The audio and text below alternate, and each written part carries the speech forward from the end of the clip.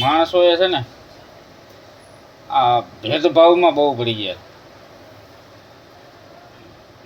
ભેદનો ભાવ બહુ થઈ ગયો. ખાલી એના અંદરનો બીજો ભાવ જગાડે ને તો આ દુનિયા સુંદર થઈ જાય.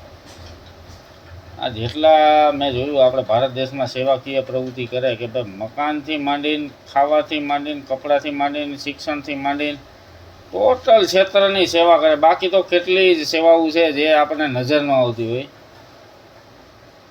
કોઈ એવી સેવા કાર્ય કરો ને તો તમારામાં સારી વૃત્તિ, તમારું મન સારું વિચારે, એવું બધું થઈ શકે. પણ અત્યારના માણસો કેવા છે કે આન તેને એવું ખાવું, પછી એ ટાઈપ ફિલ્મી દુનિયામાં જીવવું અને કંઈક જોઈને બસ એ અનુસરણ કરવું. પણ સત્ય શું છે ને એ કોઈને અત્યારે ખબર છે નહીં.